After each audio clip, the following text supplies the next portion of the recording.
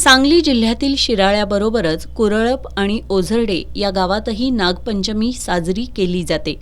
या पार्श्वभूमीवर कुरळप आणि ओझरडे गावात सांगली वन विभागाच्या वतीनं पथसंचलन करण्यात आलं। न्यायालयाच्या आदेशानुसार नागपंचमी दरम्यान जिवंत नाग सर्प पकडू नयेत, हाताळू नयेत, त्यांना डांबून ठेवू नये, त्यांचं प्रदर्शन करू नये, तसंच स्पर्धा भरवू नयेत याबाबत पथसंचलनाद्वारे जनजागृती करण्यात आली।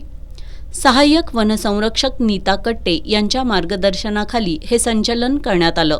नियमभंग करताना कुणी आढळल्यास ते 3 ते 7 वर्षापर्यंतच्या शिक्षेस पात्र असतील, असं वनविभागाचे अधिकारी महंतेश बगले यांनी सांगितलंय।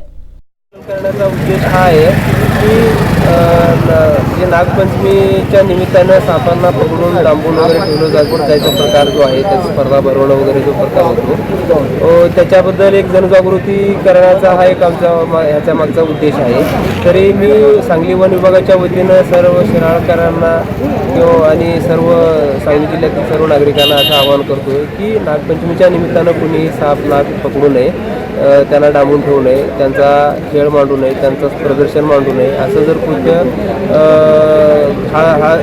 हे करणं भारतीय वन्यजीव संरक्षण अधिनियम 1972च्या कलमान्वये हा एक गुन्हा असून असं कृत्य केल्यावर त्यांना योग्य तो शिक्षेस 3 ते 7 वर्षाच्या पर्यंत शिक्षेस ते पात्र असतील।